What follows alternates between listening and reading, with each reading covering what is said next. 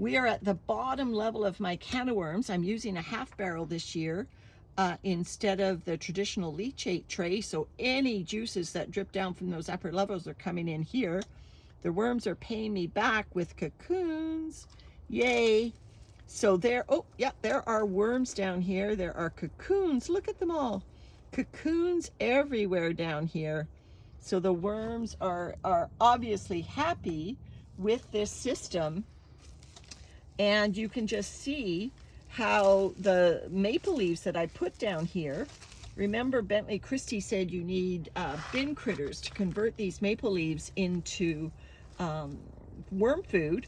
And so I've been feeding pumpkin and other things to keep the worms down here happy while that happens. Now this is one of Landon and mine's, this is our planting barrel. And so all these beautiful leaves and the vermicompost that the worms are creating will be part of our planting medium come the spring. So here's some coffee filters I've put in here. So you can see, if you go back to the earlier video where I added these leaves, you can tell the difference. And I just can't tell you how many yellow dots I can see everywhere. Landon, you must see all these cocoons, right? Can see them, yeah. Landon always says he has a hard time seeing cocoons. Well, they are everywhere in this barrel. This is the lowest level of our can of worms. So obviously it gets the least attention. It's impossible for me to get in here without Landon's assistance.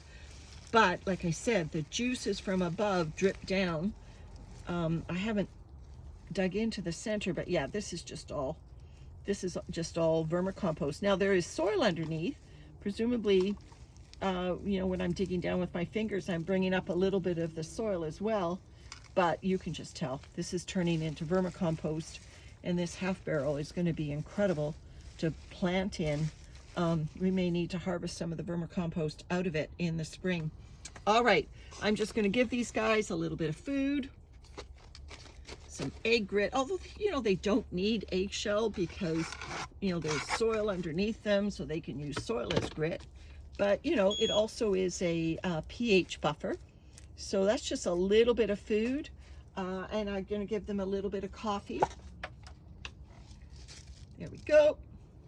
And I think that's it. There's a lot of carbon in here, so these worms are obviously happy. Interesting to see whether the cocoons will hatch, given that this is the bottom layer of the can of worms in a cool winter environment. The average temperature in our greenhouse is about 11 degrees Celsius. So we'll see how long those cocoons take to hatch.